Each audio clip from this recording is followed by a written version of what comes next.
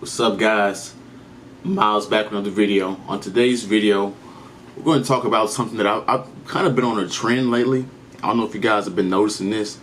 I've been really keen on like betrayal and deceit, deception, and how certain people around you act, and some of the red flags they have whenever they're about to cross you or betray you. I talked about this in my Judas video a couple weeks back. And I've kind of just been on this soapbox, right? I've been extremely analytical, reflective, and I was talking to one of my friends, and he brought up a tattoo that he had, and it's a quote from the Bible, right? And it's an extremely profound quote, right? The writers of the Bible are extremely intelligent when it comes to life. It's like they've already lived it. It's like they've already been through what we're going through right now. Right? This is why when people say there's nothing new under the sun, there really isn't anything new under the sun. The same stuff that's happening today was happening thousands of years back. Right? The only difference is we got houses and they had huts. You know what I'm saying? But a lot of the same stuff still exists. So, excuse me. The quote goes as this, right? And this is Matthew 10:36. A man's enemies will be the members of his own household. Right?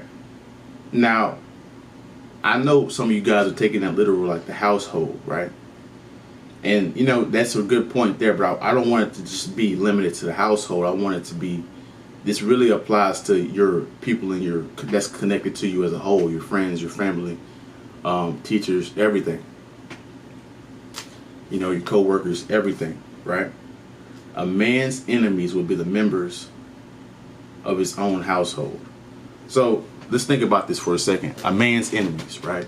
An enemy is somebody that you cannot stand. Your opposition, your op. You do not like them.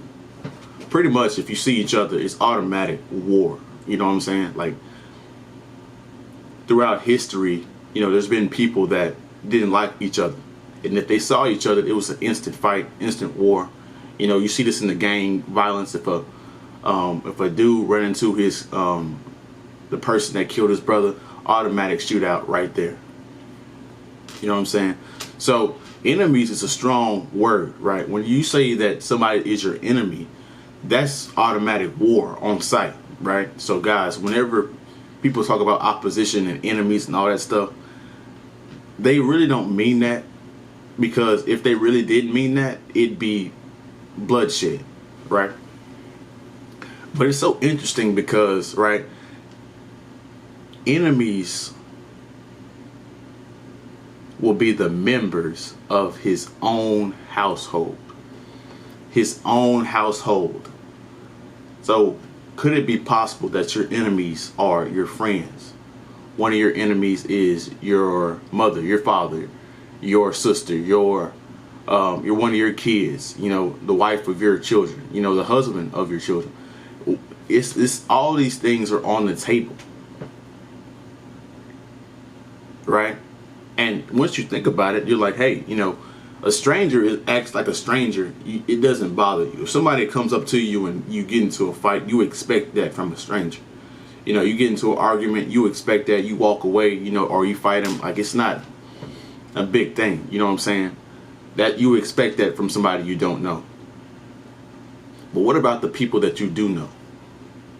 You don't expect your friend to expose your secrets like that, your deepest, darkest secrets to the world. You don't expect your wife to cheat on you. You don't expect your kids to turn against you. You don't expect your friends, your co-workers to be talking behind your back, right? And so, with these people that are so connected to you, how can you turn that love into a knife, right? Because, like I said, enemies are automatic. That's automatic confrontation, right? So it's a really intricate question, because it's like, how do you get those people out of your life without it resulting in a war of some sort? And it's a good point to bring up that the people that are going to hurt you the most are the people that are closest to you, that know your closest secrets, right? This is why, you know, when you go out into the world, right, you automatically know that you need to have your defenses up. You need to know you can't really trust nobody.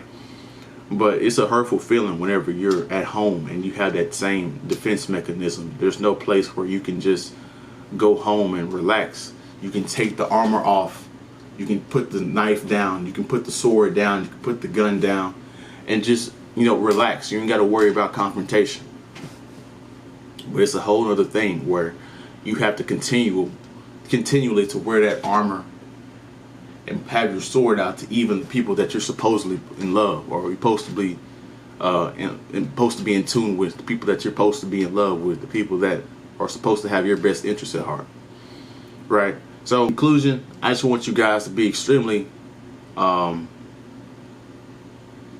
watchful of who you deal with, you know, who you be around, because the only thing that can tell you that that person's a good person is time, effort.